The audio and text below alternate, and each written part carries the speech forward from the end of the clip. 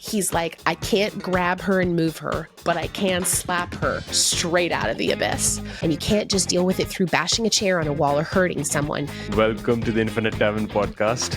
I just went bonkers with it. Well, I can learn to do anything.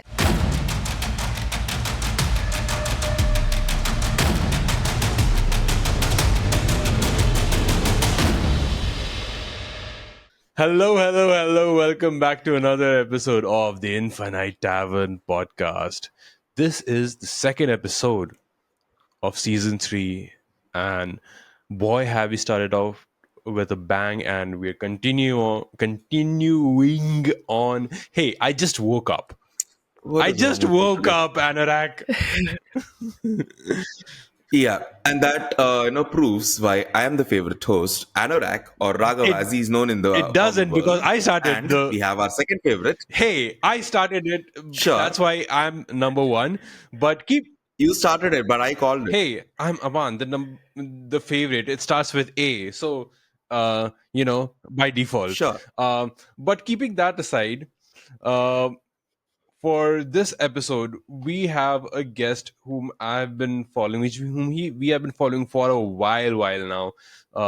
I think most of the guests that we have gotten them after we got nominated for the Crit Awards, because then we got exposed to, oh my god, who are all these people actually in the TTRP industry that are all over the world, and what amazing things they have been doing. And I think the trailer for God Killer Balance had just come out around that time, if I'm not wrong. And I was like, oh, the soundscapes is amazing. I have to check them out. I joined because of the sound design, and I stayed for the story. They have been doing some amazing actual plays for a while now. M from BlackwaterDnd, welcome to the Infinite Tavern podcast. Thank you. I'm so happy to be here. Thank you so much for having me on. And thank you so much for agreeing to do this. Oh, my utmost pleasure. I'll talk about God Killer until I'm blue in the face. I love it so much. So I'm just happy to be here. Oh, so glad to have you. I mean, it feels like the actual play itself feels like such a labor of love. It comes across when I'm listening to it. But also all the other actual plays that you have done, even the God Killer actual play that you have done before that, I've listened to a couple of episodes of that, as well as your main campaign that you have going on. I just finished the first episode of campaign 2. I haven't watched campaign 1, so I don't know if it's like necessary to watch campaign 1 to get into campaign 2, but it looks really, really cool. It's I think it's recorded in studio, right? The campaign? That's correct. Yes. So we started recording as a group we've been playing D&D together for, since well before the pandemic. We've probably been playing D&D together as a group in some form since New Year's Eve of 2017, 2018. And then when the pandemic hit, we were playing in my living room, and we were like, well, we want to keep playing D&D. We're all friends. We're all going stir crazy in the midst of the pandemic. So let's play online. And we started playing over Zoom. And there used to be, or I think there still is, a feature on Zoom where you can press go live. So you can stream to any form of streaming website like Twitch or YouTube. And we just started streaming. We streamed out of nowhere, and we were like, 5 people are going to come watch, and most of them will be our parents or friends. And by the end of our first episode, we had 45 people watching us play. We jumped in right in the middle of our first campaign. I think it was session 73 that we had played together as a party with that storyline, those characters. So we were all very situated in our characters, very situated in the story. There was stakes immediately. I was crying in the midst of the first episode on the internet. And then it just spun off from there. So we played everything except the last 2 episodes of our main campaign, our first main campaign virtually. And then we partnered with a local film studio to play live in person for the final battle and the kind of denouement. the series. And then we liked it so much that we said, let's just try to stay playing in person. So campaign 2 has been filmed entirely in studio, Wow. except for 3 episodes where we brought in a guest who was based in LA, Christian Navarro. And then we started broaching into podcasting. I knew I wanted to start making a podcast. I'd never done it before. I was like, well, this is a challenge. I'd love to tell a story with my friends that is entirely audio based. And so I was like, well, I can learn to do anything. So I took a stab in the dark, and God Killer was a game that had like captured my imagination, and I was truly just feral about it. So I spoke with Yanis on our team, and then roped in Christian, who was a good friend and partner here at Blackwater, and that's how God Killer Oblivion came to pass. 11 episodes that we recorded over the span of, I think, 5 months, and then wrapped up that story and released it over the span of, I think, 6 months. And then that ended in April of this year, or of 2024, excuse me. And then we started recording God Killer Balance in May of 2024. And we are actually still recording. We have 3 sessions left to do. Yes, so we're still in the midst of recording, and the series is over halfway done at this point. So yeah, we just dropped, I said it technically episode 13, but it's interlude 3 just as of today, our first episode with Brennan Lee Mulligan. So I'm so happy to get these amazing episodes out. They're some of my favorites as we come up to the climax of the series. But yeah, it's been a wild ride. If you'd have told me 5 years ago that I would be playing with some of the people that I watched on my big screen TV at home, I would have laughed at you straight in the face. So it's a pretty incredible place to be in. I really like how you got into how you guys started out with Blackwater D&D. But how did you get into TTRPGs in the first place? Oh, I love this question. Kind of innocuously, actually. So my dad used to play when I was a kid, and I remember seeing him and his friends sitting around like the table after I went to bed, and I would like kind of sneak out and take a peek. And then I lost touch with it over the years as I got older and school became more important, and I never really had time for it. I was always a theater kid, but was always the person that was like, yeah, M's going to do hair and makeup and not actually star in any of the play. And that was fine for me. But then in 2016, I think it was, because my husband, Tim, and I, who's our DM at Blackwater, had just gotten married. Adam, one of our cast members, was like, hey, I'm starting a new D&D group. Did you want to come play? And I was like, that sounds fun. That sounds really cool. Yeah, absolutely. So Tim and I started playing. We affectionately termed that Alpha Campaign. That was the very first one we played. And then we played that for about a year, and then it kind of fell apart, or just with scheduling, some people moved away. And then on New Year's Eve, 2017, 2018, we started what we would have termed beta campaign. So Blackwater, the B, that's where that comes from, is the B for Blackwater comes from there. Sorry, you're hearing my neighbor's dog upstairs. I apologize about that. But so it was supposed to be a one-shot. Blackwater as a whole was supposed to be a one-shot. It was a New Year's Eve thing. We invited a bunch of people over to our house. I made dinner. We had some drinks. It was really, really nice. And then the group chat that we had started for it blew up the next day and said, when are we playing again? And so we ended up playing that for, I think, it would have been 71 sessions. So almost 2.5, 3 years that we played in my living room playing as Nepentha, my cleric.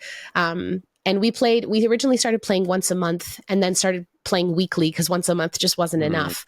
And then the pandemic hit, and then the rest is history. And so, yeah, I fell into TTRPGs kind of innocuously, and it was almost like I tripped and then stumbled and was like, wow, this is my whole personality now. So everyone that knows me outside of the TTRPG spokes is like, oh yeah, M plays D&D or M plays role-playing games. That's kind of how I'm known now. Amazing. So what was That is amazing.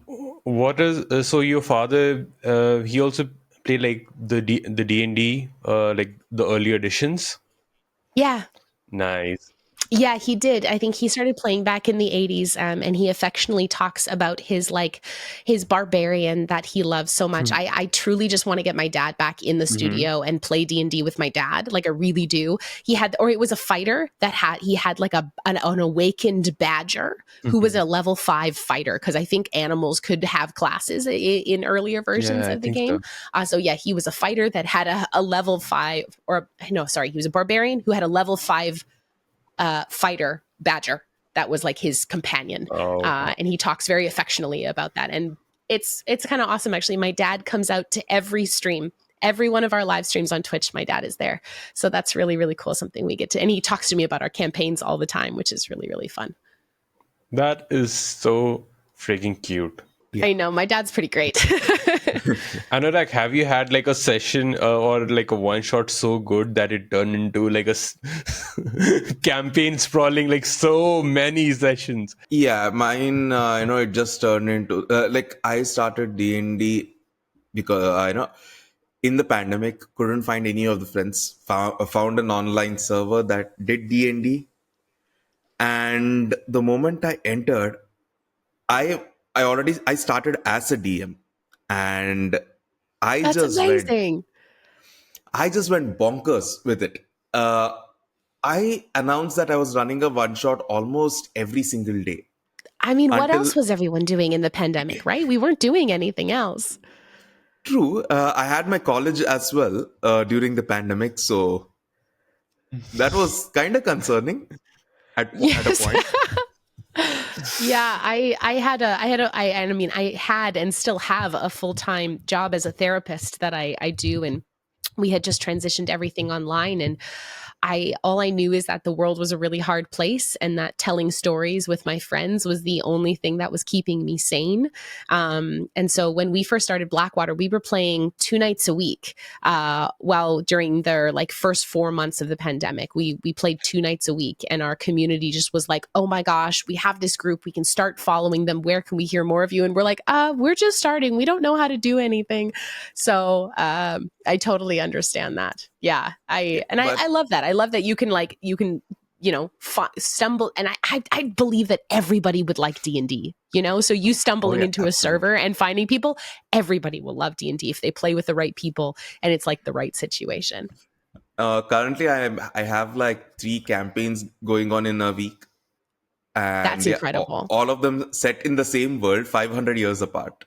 So Oh, I love that. each and everything could impact whatever is happening in the other campaign. That's so smart. I love that. I mean, like I think I mean, that also rings true for me. So our main campaign world, which Tim has created, and I've like done a little bit of the world building in, is the same universe that Godkiller is Mm. set in, except Godkiller is 15,000 years in the future. So it's at the end of the universe, and it's really, really cool to see how Tim has. I have been able to pull things forward from our main campaign and like lay in Easter eggs and talk about like some of the events that happened way in the past that affected the future. And what he's doing now, which is blowing my mind and just making me scream perpetually, is he's pulling things backward.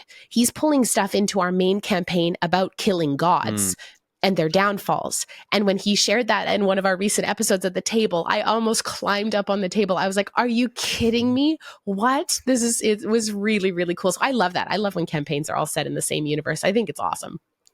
Oh yeah, I definitely agree Uh, to that.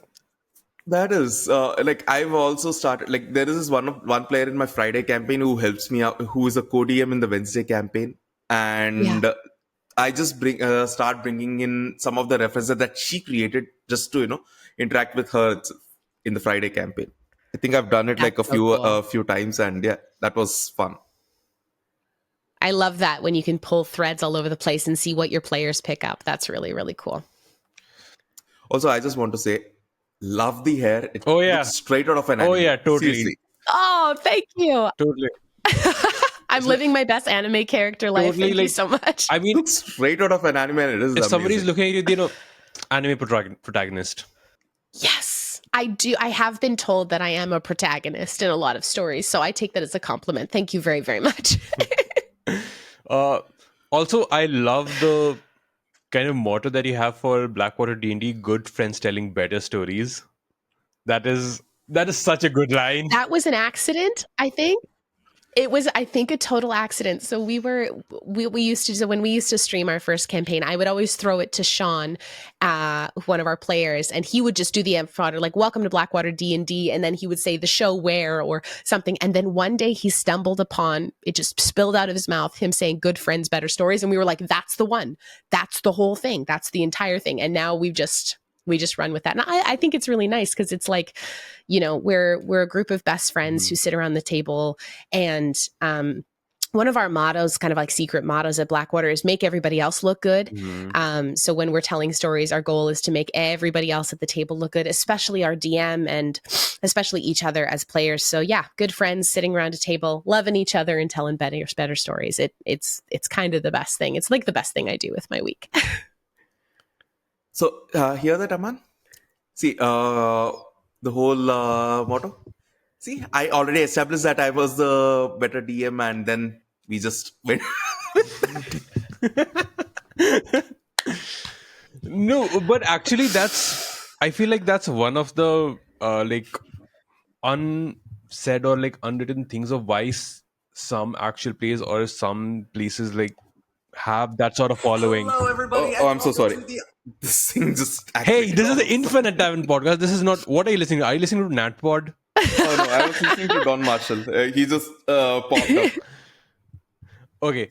What I was saying was like I think that's one of the unwritten, not secrets, but like vibes of why some actual plays and some places can really succeed if you have like at least friends or people who can become really, really good friends in the process, because it's a social game, right? You have to gel with Yes. the person you're playing with, and and the person you're playing across. So that can immediately come across to the audience if this person is enjoying, if they are enjoying, and if the players and DMs are enjoying, Absolutely. like the viewer will enjoy too. So my top, like for every actual play out there, it's like a ranked of 3 things: table chemistry and vibes, your production quality, and then actually at the very, very bottom, how well you know the mechanics of the game. The mechanics of the game don't matter when the people at the table are having a great time. And I mean, also being a good performer is on there too, because I am fully of the mind, like, I encourage everyone to, if you know what, like getting into actual play is a very, very tricky thing. And some games are meant to be like actual plays, and some games should be just for you. Like putting on an actual play is a whole thing. Yeah. And if you want to put your stuff on the internet, like go for it. But know that like there is so much within producing an actual play that goes in. Like, I cannot tell you how many times I have bashed my head against the wall thinking about like our sound quality or our audio quality, or like, you know, thinking about table chemistry and vibes whenever we bring in a guest to the table. And you know, even I'm thinking with Godkiller that it was like, okay, I knew that I wanted to bring on some people who I consider friends, as well as some incredible performers. And I'm like, how do I smash all of these players together in one story and make it cohesive? And I don't know if any of the guests had ever played Godkiller before. But it was like, okay, the table mechanics don't matter. It's these wonderful people who gel and vibe and are here to tell a good story. We'll take care of the tech. All they have to do is sit down with us and tell a good story. Oh yeah. I mean, the chemistry definitely comes through for balance, which is. Oh yeah, absolutely. Thank you. I mean, especially like shout out to Gina and Janice. Their chemistry is amazing. I am like invested through and through. Sometimes I'm going like no, or like yes, I will do it. Like, or same with you and me both, my friend. Sorry, Rake.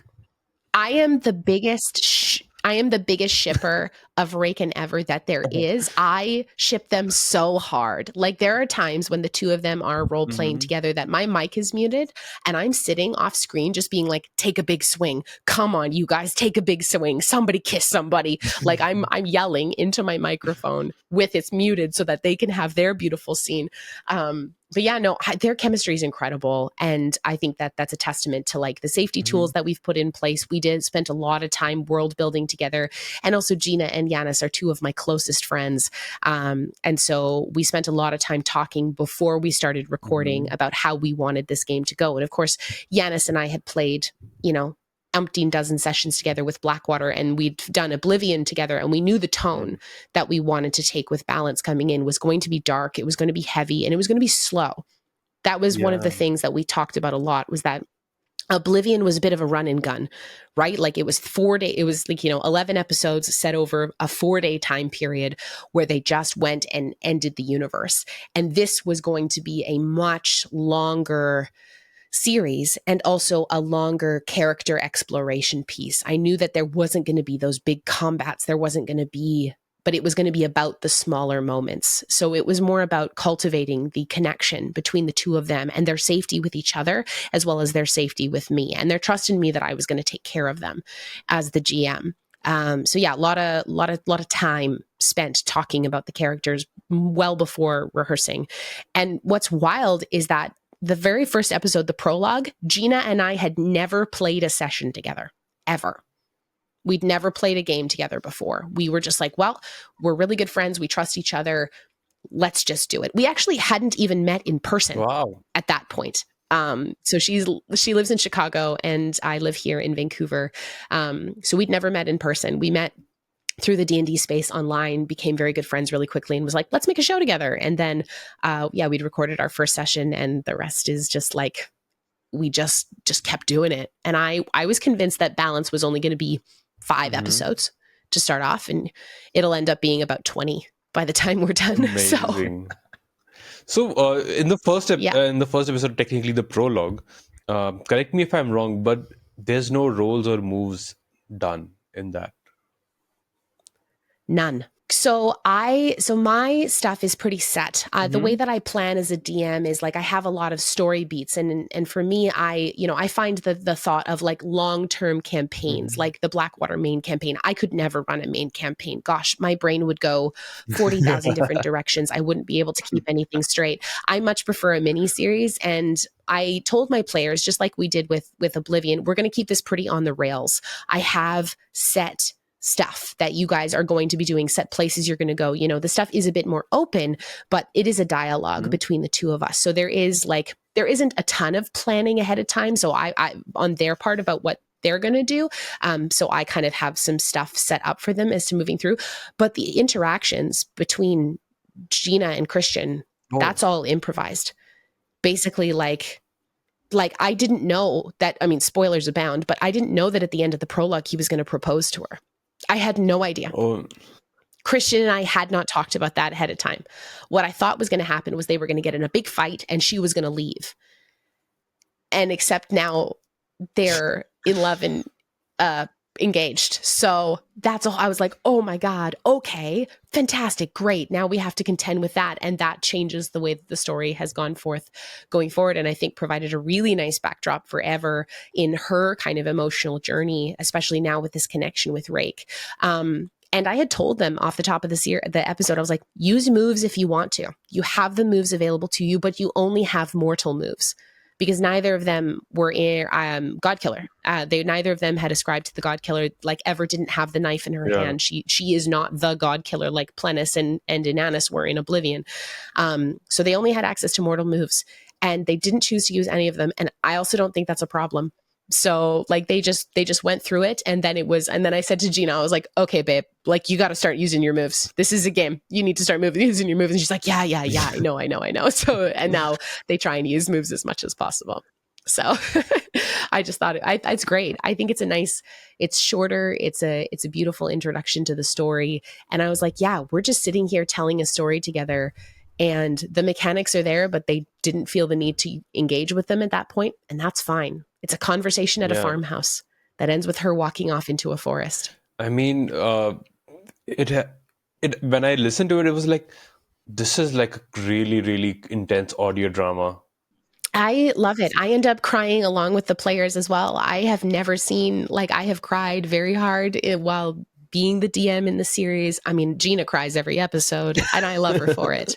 And I know I know so not the prologue, but the first episode, so technically the second episode of the series, I had never seen Yanis get that emotional over a TTRPG.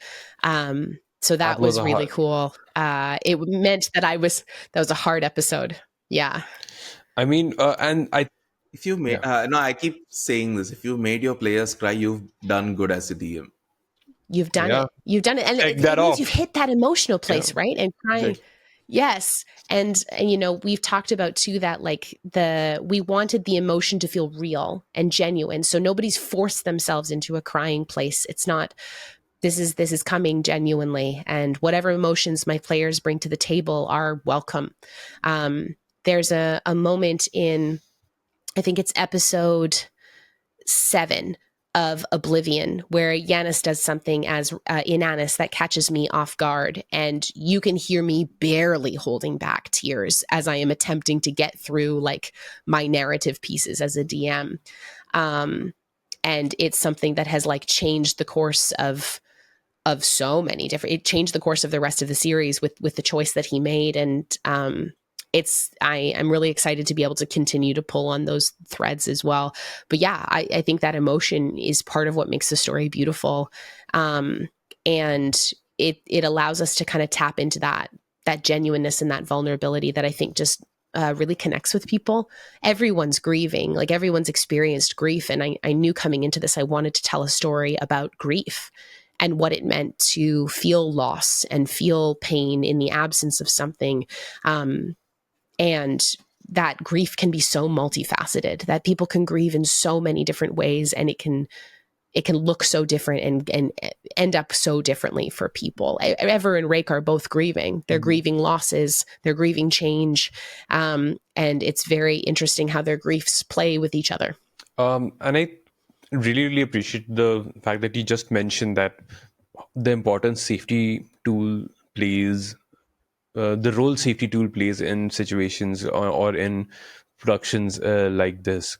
So I mean, what are the kind of because again, like it deals with grief, deals with hard topics, especially in episode 1, which is so I mean, like it gave me like, okay, don't do this a lot.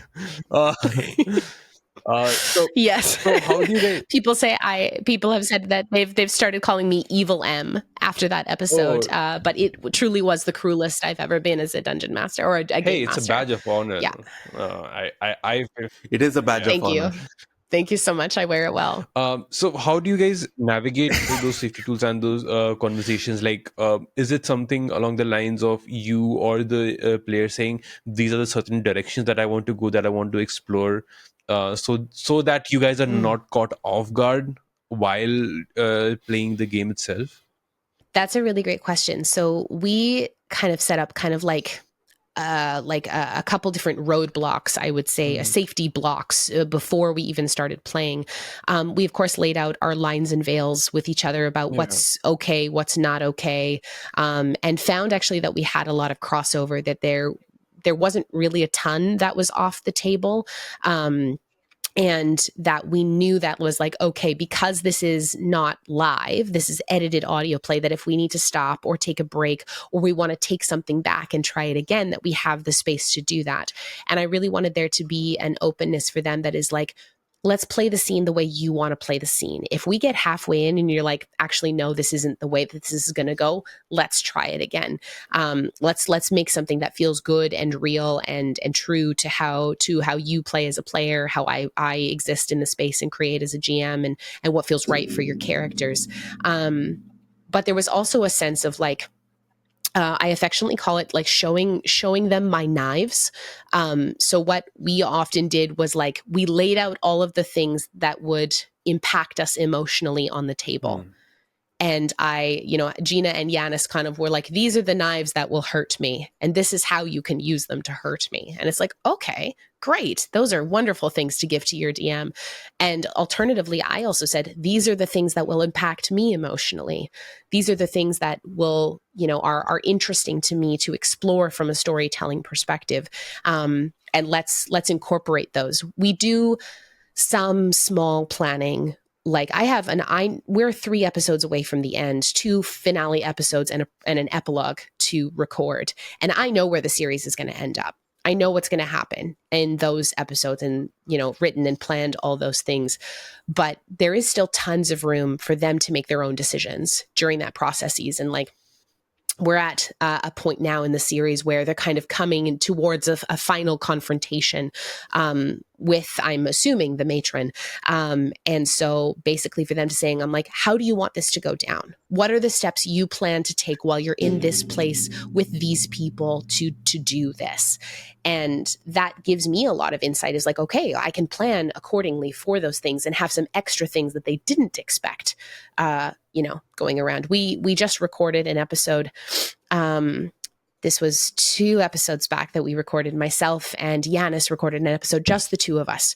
Rake decided to go off on a little jaunt on his own. And so he was like, these are the things I want to explore in this episode. And I said, okay, fantastic. And so, of course, he worked towards attempting to explore those things. And I said, and here's all the other things that happened as a consequence of that, which I gave him the option to either explore or not explore. And he chose to explore them. And of course, they were a little bit hurty and a little bit painful, because that's the kind of story this is.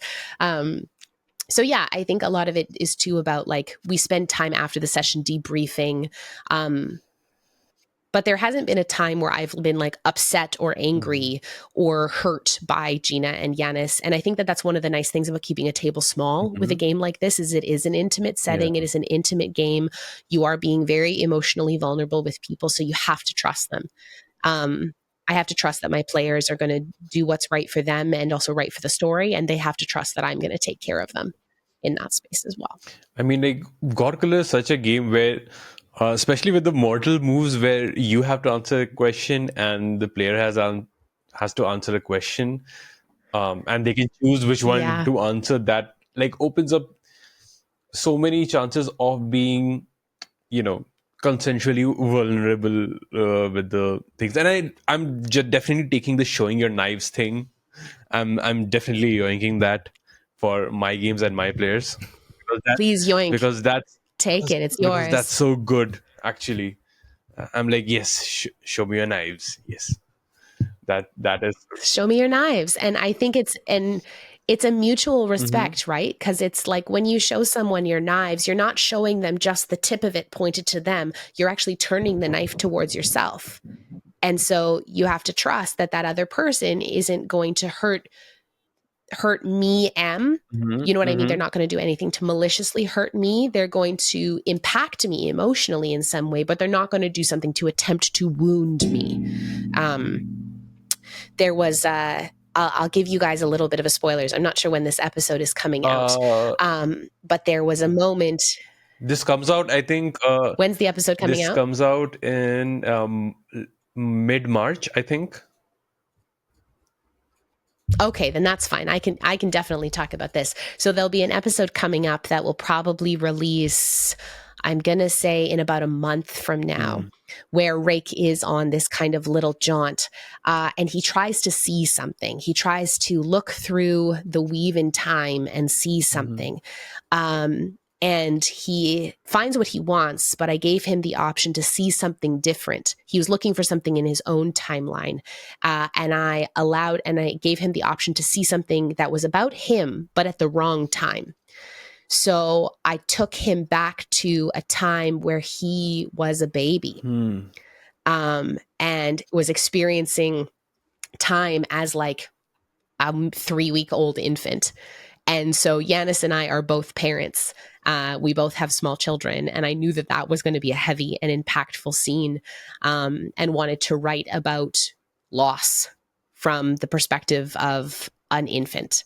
And so that was a moment where he and I, after that recording, after that little side jaunt, we're like, okay, we're going to take 5 minutes and sit in that for a moment, sit in that feeling, sit in that place of like understanding pain that we as adults actually can't comprehend and that we don't remember from being little children. So I think about that kind of stuff a lot. I'm a child and adolescent therapist, so I think about the way that the differences between the way that children process grief and adults process grief a lot. So yeah, that was it was really beautiful. I was crying by the end of it. So was he. It was really lovely. I can't wait for everyone to hear it. Oh my God. For a child to lose something, it can almost be reality warping or like earth shattering for them. It can feel like that, right? It can. Like I often talk about how children have big feelings in tiny bodies, Mm-hmm. and that a lot of times they understand or have concepts about the emotions that they experience, but not the capabilities that an adult would have to process them.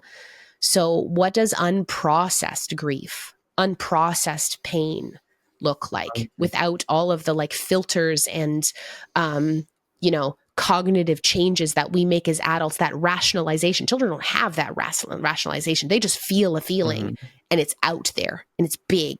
And they often don't think about the consequences. If you're angry at someone, one of the first things you think about before expressing that anger is, how's that going to impact another person? Is that going to impact me and have consequences on me for expressing this anger? Children don't think about that. So, because they can't, because that's not how their brains work. So for me, kind of taking the moment and taking myself out of my own head and putting myself as the GM in the position of someone who has a different way of processing pain and emotion, was a really, really cool exercise. Taking what I've learned as a therapist, taking what I've learned as a mom. I have 2 kids, and just seeing how they process pain, and even trying to like really rack myself about like, what was that like when I personally like experienced hardship and heartache as a child. I have a really, really good memory, so it often means that I remember things that I really wish I didn't. So yeah, it was really interesting, that episode, and definitely one where Yanis and I had to take a pause. It didn't cross any lines or veils, but definitely something that gave us a moment to be like, whew, okay, let's ground ourselves here. Let's get back into it, and then we can keep going. So I had a question here. So you said it started as a beta game, right? Blackwater D&D as a beta Yeah, campaign. so we called it beta campaign. There was alpha campaign, beta campaign. There was actually a delta campaign, that were like 3 different groups all playing together, not playing together, but they were all playing separate campaigns in adjoined universes. And Blackwater was beta, the second one, the beta campaign, and that's where the B in Blackwater came from. But So how did the Blackwater, the name name, Blackwater? Yeah, yeah, that's where I was leading to. great question.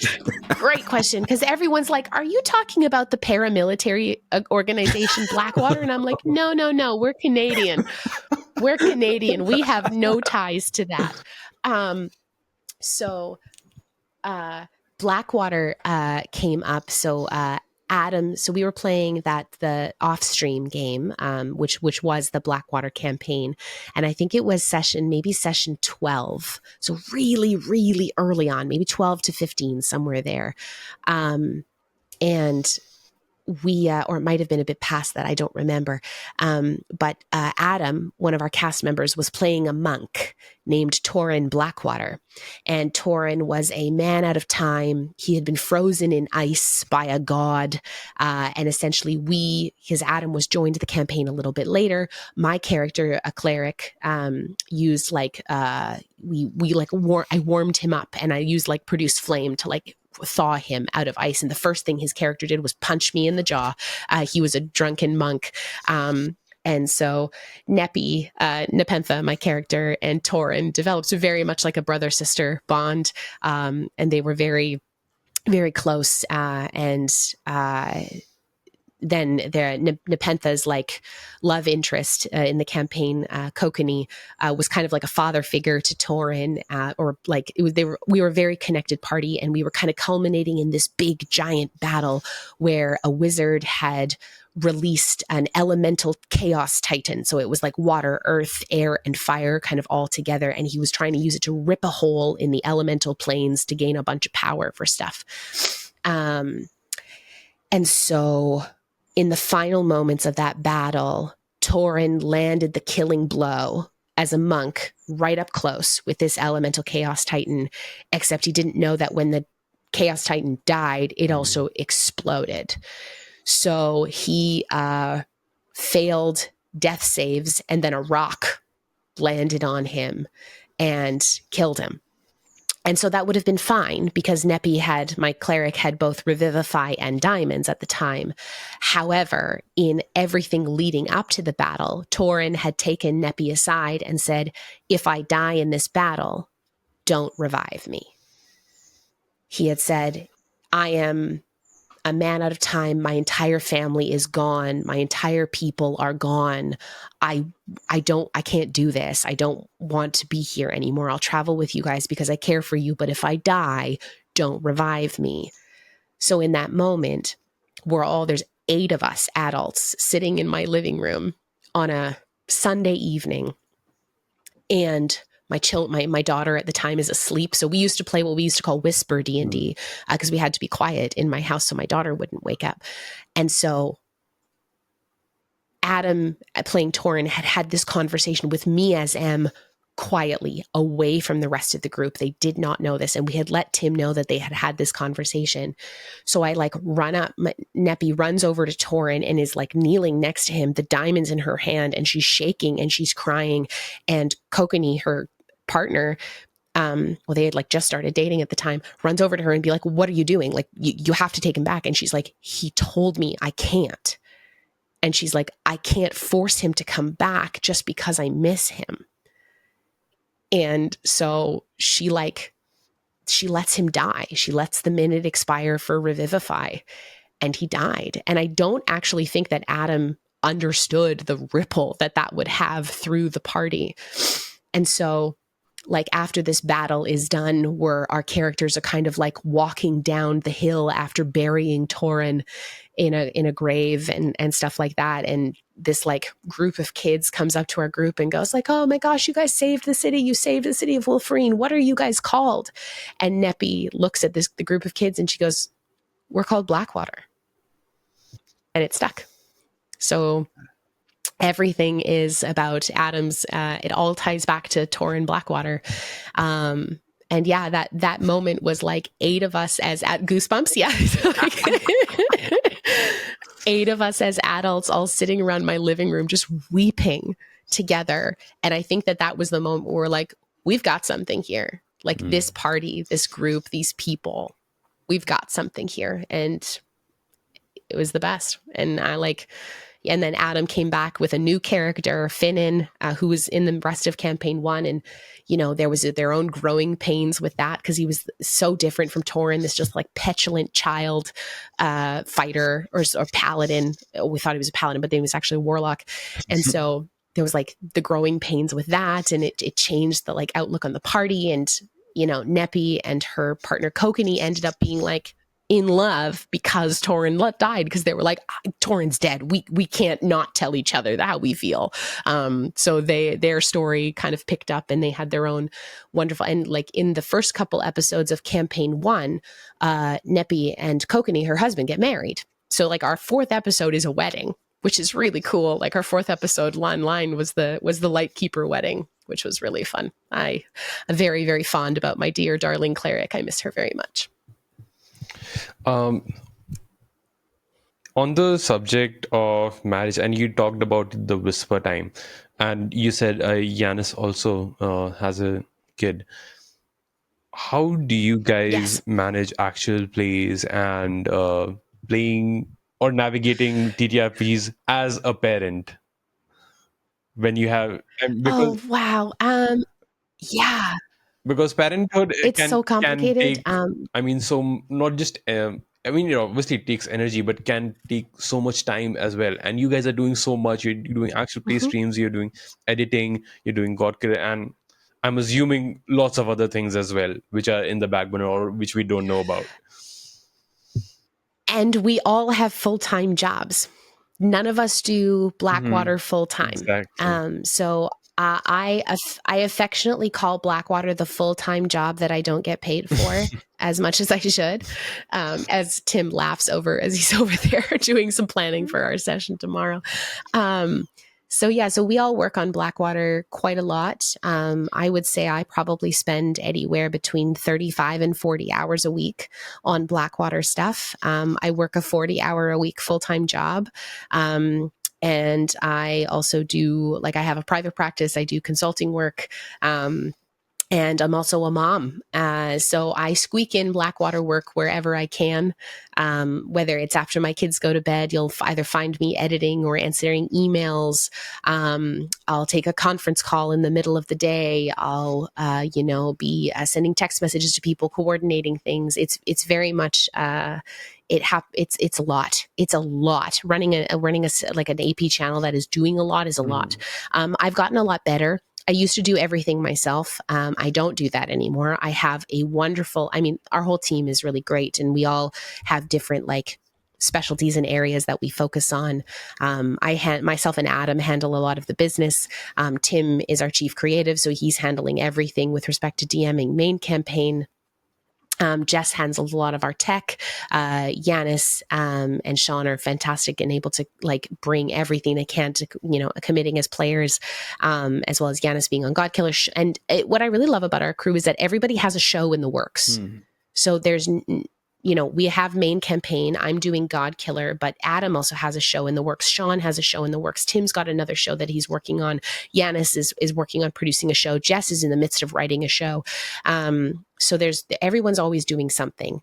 But I'm also very fortunate that we have enough financial compensation coming into the group where I've hired an assistant. So I have a part-time production assistant whom I love so much. Eli, you're the best. If you're listening to this, I adore you. Please never leave me.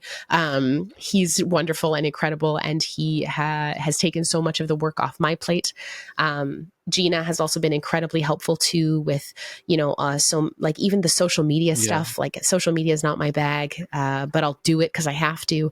But like making reels or making posts or stories or TikToks and all of that kind of stuff. So Yanis handles most of our TikTok stuff, and I and myself and Gina and Eli split the rest. So it's a full production. It's so much. And bless my sweet, darling children who are wonderful and so great.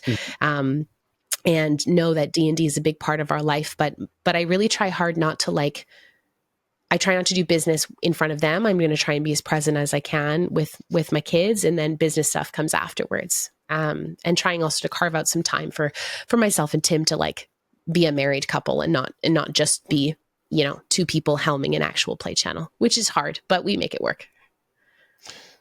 That is awesome.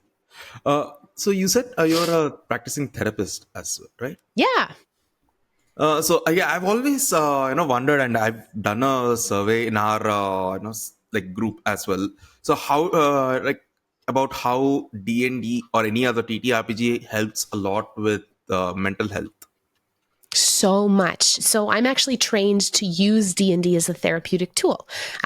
So the D&D can actually be used as a form of group therapy. I was trained through a wonderful group called Game to Grow. They're based out of Washington in the States. They're a fantastic group who use D&D as a vehicle for therapy. And I think a lot of times people think that, there's the phrase like, oh, my D&D group is my therapy.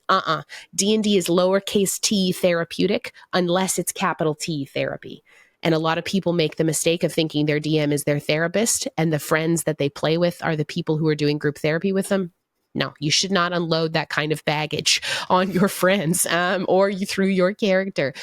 Now, it's really cool to be as a therapist who works with D&D. Like if I have people, my clients or other people who play D&D, I'm like, oh, cool. We can bring in some cool metaphors about your character and tell me about your characters that you've played or how you play at the table. Or I know I've worked with some clients in the past who've had difficult times at tables and have needed to work through some stuff, and which has been really cool as well. But yeah, D&D is marvelously therapeutic. The concept of bleed and the concept of like ego bleed and being able to like practice something at a safe table and try those things before you go try them in the real world. It's really cool. I know from something like for myself, like it's really interesting from when we started playing D&D to now, I was learning about myself as like my gender identity and how I identify as a person. Like, I started playing D&D with one gender orientation and now in a much different place about that. And that's really cool. Like my pronouns have changed on stream 3 times,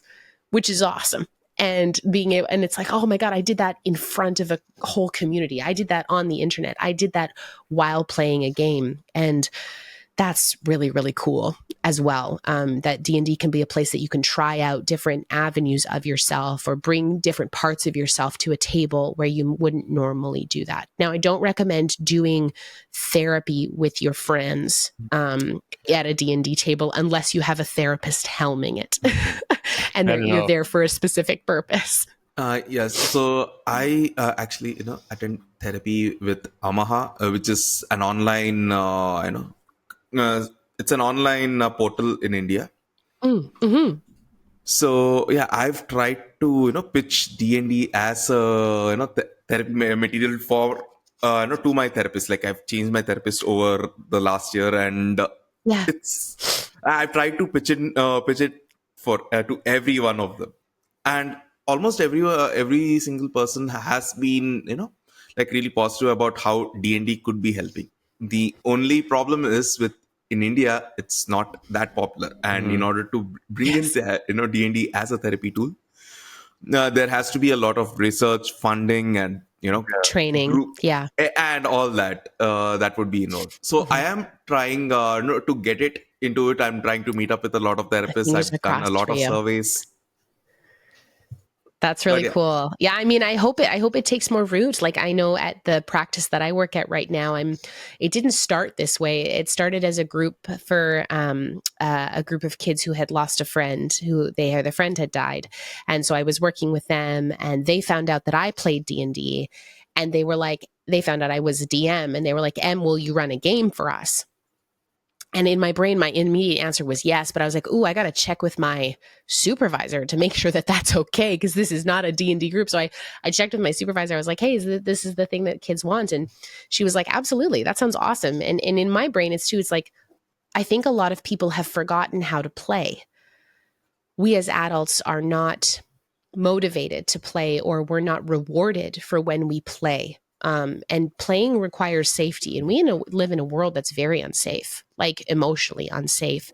And so I think D&D provides a really nice avenue for people to remember that it's okay to play and that it's safe to play and that you're going to be loved and accepted and championed and your decisions are going to be celebrated and that you're valued and you're welcome and wanted in those spaces. So I've been playing with this this group of 7 kids, and it's been a long time since I've run a therapeutic game, and I love running it for them. We've got our final session next week, and I'm very, very excited about it.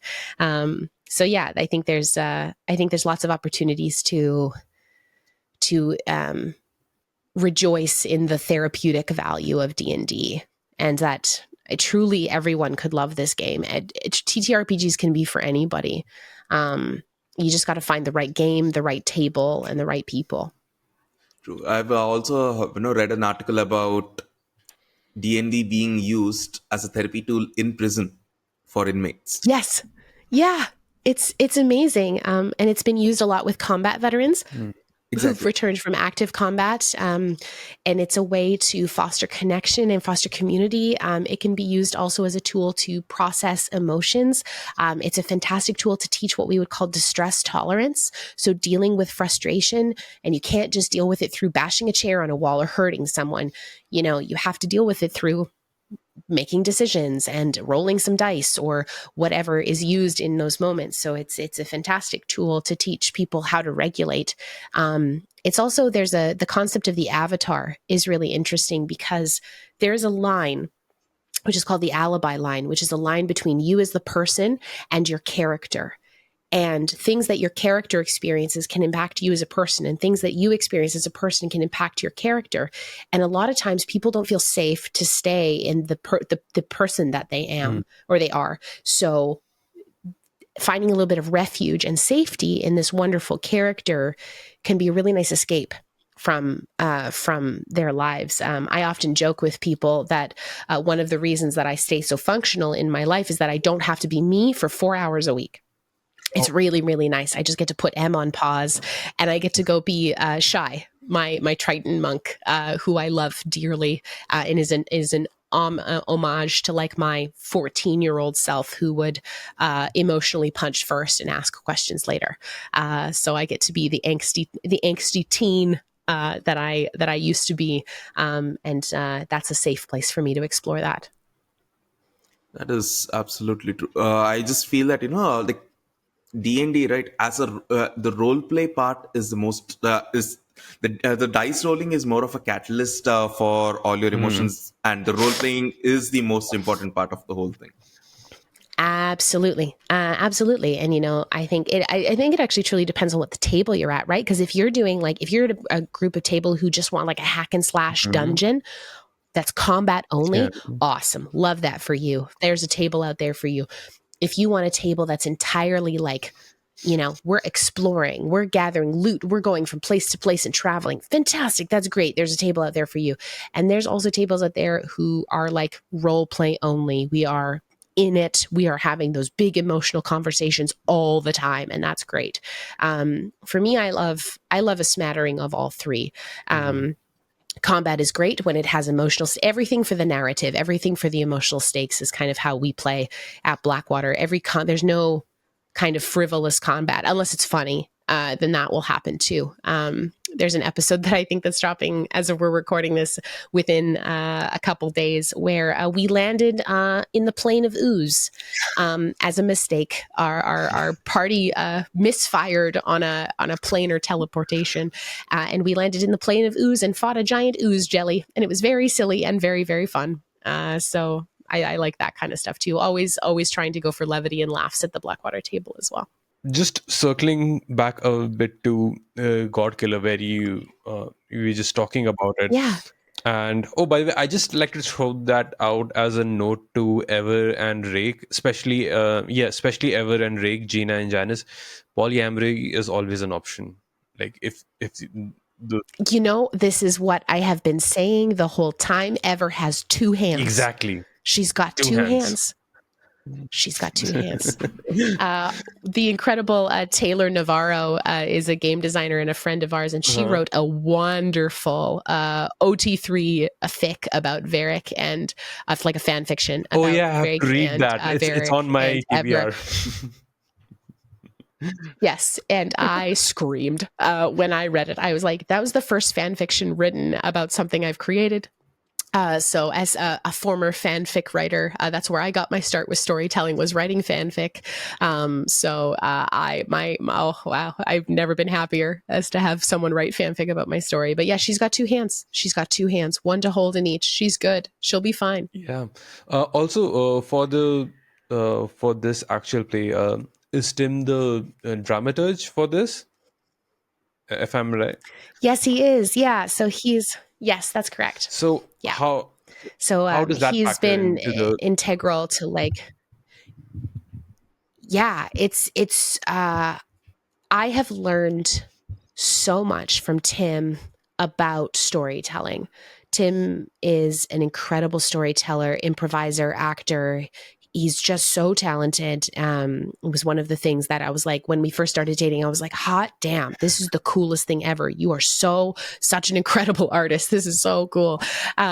So I think almost a majority of the stuff I've learned about storytelling, I've learned from him. And I wanted to bring him on as the dramaturge for this season because God Killer is set in his world. The world of Terrace and this iteration of the multiverse is, while it's something that we've co-created, I need to make sure that I'm staying in line with the lore that he's created, that I'm not doing anything that will broadly contradict his lore or the way that, especially around the creation myths of the world, especially around the creation of the gods. That was really, really important. Also, there's been moments where I've just been stuck. I'm kind of backed myself into a corner story wise, and he's been so willing to bounce ideas off of. I know there was a moment where when we realized that we had Matt Mercer had agreed to come onto the show, I was like, oh my gosh, this is amazing. And then I looked at Tim and I said, who is Matt going to play? Because of course you don't just write a role for Matt Mercer. You ask Matt Mercer and then you're like, he's not going to have the time. it's fine. It's cool. But we figured out he was coming on the show, and I was like, what am I going to do? I have to have a cool role for Matt. What am I going to do? And so Tim looks at me and he goes, well, what are you thinking? Are you thinking is he going to be like a person? Do you want him to be a god? Like, what's going on? I was like, oh, it'd be cool if Matt could be a god. And so with the pantheon of gods that we have, Tim is like, most of these are fair game. Kill them off, do whatever you want with them. Let's chat about the lore first. But there's like 3 gods that he was like, you can't touch these. These are gods that I have plans for. You can't touch these gods. One of those was a god named Ungol. He's a god of time. He's been corrupted. It's a whole thing. And so, of course, I, being wanting to be respectful of that, said, absolutely, I won't touch the gods in all of that. And so Tim looks at me and goes, what if Matt was Ungol? And I said, what? I was like, you're going to let, and he's like, well, who better to play him? I was like, that makes 100% sense. That yes. makes sense. So, and then we ran with that. So that makes total sense. If I'm going to give a corrupted, evil god of time to someone, Matt Mercer's going to kill it. And he did. The session we have with Matt is stunning, and I can't wait to release it. It will be out by the time this episode has released. So nice. I hope you all listening to this have heard it so far. Anurag, but yeah, Tim's been so helpful. Oh no, please continue. No, you're good. Yeah, he's just been really helpful with respect to my storytelling, and I'm very, very grateful for him listening to me yap on and on about this show. Anurag, have you seen the shot of Brennan just saying like beautiful, radiant thug, and I'm like, oh my god, I'm melting.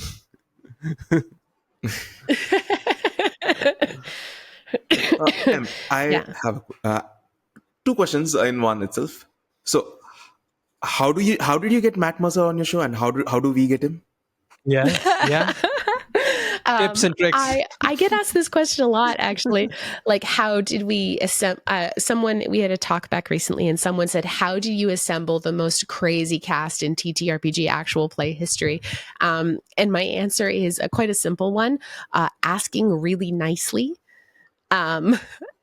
knowing, asking really nicely.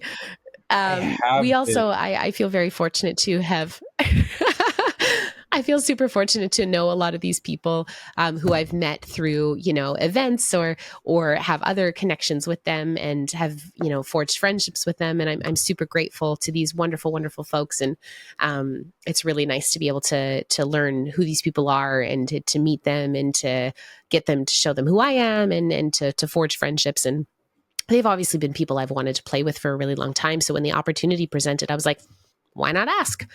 And so I also feel exceedingly privileged to have been able to have a little bit of money behind our show. So I was able to offer all of our guests as a rate for coming on to play with us. That was agreeable to them, and I'm grateful to Hero Forge and Moonbeam. Thank you so much, folks, for sponsoring our show. Which most of it went to our guests to make sure that they were compensated for their time. Oh, fair enough. But yeah, just asking really, really nice. The episode with Anjali Bhimani was so emotional. Yes, especially her meeting. I'm forgetting Ever's father figure's name, but Bear. Davos. The bear. I mean, like, yes. it was like, oh, yes, give me more. And then you guys did. And heart. Yeah. So my partner, like, whenever I'm like, doing the dishes or doing some cleaning or cooking, so I'm always like have a podcast going on, and usually it's one or the other. I was listening to one of the episodes of God Killer, and I audibly and visibly went at one moment, Rake and Ever in an abandoned bookshop. Not an abandoned bookshop, but like a closed bookshop, and I visibly went, and my partner was like, "What the hell are you listening to?" But it's those things, and especially I feel like the slow pace has really helped the series, which is not a take that I usually see actual plays do. Some do, and some do really well, and I think you guys with balance have found a really good balance. I would say, pun intended. Oh, Uh, thank you. uh, Thank you. uh, Thank you. with Thank it. you. Um, Yeah, Anjali's episode knocked me off my feet. I knew that bringing Anjali on as Tielia was going to be like the second I started writing Tielia, I was like, I need Anjali. I need Anjali. I wrote Tielia for Anjali. And so when I asked her, I was like, hey, I have someone I've written especially for you. And I sent her kind of some information about it. And I sent her the music that Sai had composed, our incredible oh yeah. composer, and the art. And she was like, sign me up. This sounds incredible.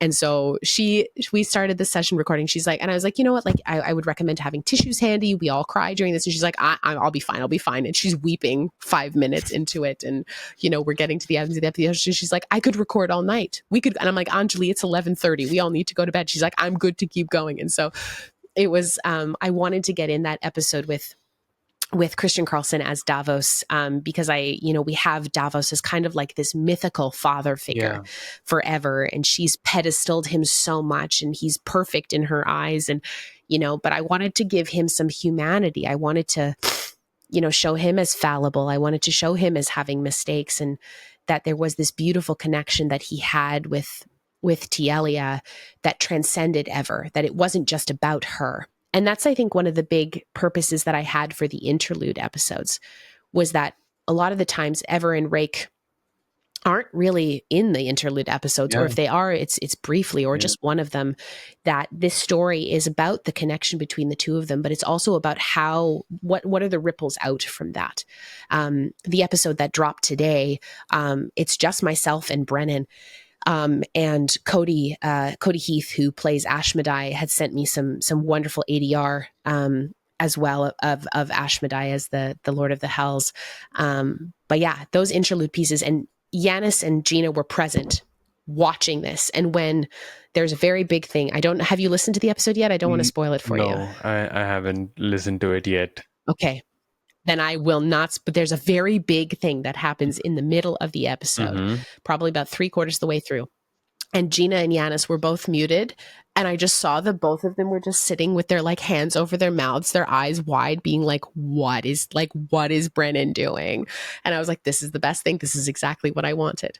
And it was very much like that in Abria's interlude as well. Abria's interlude is an hour and a half of just some of the most beautiful role play on her part. And there's a couple moments in it that Gina and Yanis were like, oh my gosh. There was a teaser, a reel that we put out where she says, can I do a little murder?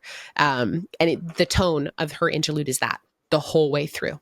When Abria, I'd asked Abria about the show. I was like, do you want to play a good person or a not so good person? She's like, what did Matt and Brennan play? I was like, oh, they played bad guys. And she's like, I want to be worse. And I was like, great, 100%. I can do that for you. Oh, I was like 100%. Easy peasy. Oh, that's wonderful. So we've discussed a lot of amazing moments throughout your campaigns. But is there any other moment that truly stands out to you? Your favorites? With your one of your favorites that I've played, that you've played or DM, been part of, seen. Okay. One of my favorite moments that I've ever played of D&D, I talk about this one a lot, is so in our very early stages of campaign 1, there was a lich who was threatening to rip open the abyss and release the god of the abyss onto the material plane. And my wonderful cleric, Nepentha, was kind of tasked with her prophecy, her call to her clericdom was basically you have to restore balance to the universe and you have to get chaos in under wraps. And I was like, okay. So she had this amulet and her job was to banish this lich into the abyss and push the god of the abyss back in, because there was like a rift that was opening, like his little clawed fingers were pulling through it. So we're at the end of this battle. The lich is dead. We think he was. Spoilers, he wasn't. There was a phylactery and a bunch of other stuff later. But to do that, to banish the god, Nepenthe had to step into the abyss and basically try and banish this god. So she's standing there. Two of her friends are dead. Her husband, or like her new husband of like 4 days, is standing there, and she's like, I have to go. And she puts her, because in our universe, guns are cleric weapons. So only holy people can use guns. So Neppy has this like beautiful like pistol, essentially, that's got like a bone handle. It has a shard of divinity in it, and it fires bullets and magic that deals both piercing and necrotic damage. So she was like, she put her wedding ring, she put her gun, she put like all of her effects into her husband's hands. She kisses her husband, and she turns around and she walks straight into the abyss through this rift. She banishes the god of the abyss, and it's like wrapped in chains, and he's like pulled and dragged back down into the depths of the abyss. And then she realizes she's stuck. Like she's moved, like because of the rounds and how we were still in initiative at the time, she'd moved too far away from the rift, and she'd used all of her magic because it burned all of my slots. And so the rift was about to close. Our wizard, played by Sean, the wizard's name was Letters. He was this Minotaur war wizard. He uses Bigby's hand to backhand Nepenthe out of the abyss. He's like, I can't grab her and move her, but I can slap her straight out of the abyss. And he was like, do you fail the saving throw? I'm like, yes, I choose to fail the saving throw. Otherwise I'm going to be stuck in the abyss. So my cleric got backhanded out of the abyss, and it was the best. And we'd saved the world at that one point. Oh fuck, that is so good. And that's in campaign. That's in campaign 2 or campaign. Campaign 1. Oh my god, that is actually so good. Yeah, I love it. it's really fun.